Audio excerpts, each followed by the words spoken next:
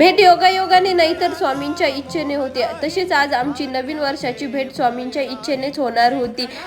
भेटेला तर पैसा वेळ काहीच लागत नाही, फक्त स्वामींचं बोलावणं लागतं आणि त्यांची इच्छा लागते.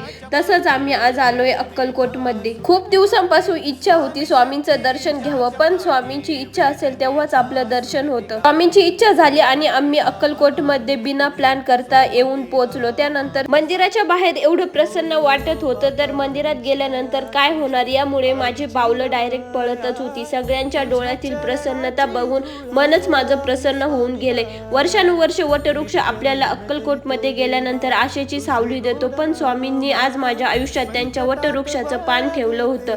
त्यांनी ते मला भेटलं आणि हा स्वामींचा आशीर्वाद मी आयुष्यभर असाच ठेवेल हा निर्धार केला.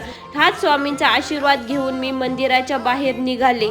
कायम स्वामी अशीच माझ्या पाठीशी राहा हीच मनातून भावना व्यक्त केली. मंदिराच्या बाहेर निघाले तर तिथे साक्षात स्वामीच उभे दिसले. माझ्या आयुष्यात खूप संघर्ष आहे, पण स्वामी नेहमी सांगतात ज्याच्यामध्ये संघर्ष करण्याची क्षमता जास्त असते त्याच्याच आयुष्यात संघर्ष असतो. शिकवण मी अक्कलकोट मधून घेतली आणि पुढच्या प्रवासाला सुरुवात केली. अक्कलकोटमध्ये आला तर चोळप्पा महाराजांच्या मठात तर जायलाच पाहिजे. मग तिथे दर्शन घेतलं आणि स्वामींना निरोप देऊन पुढच्या प्रवासाला निघालो.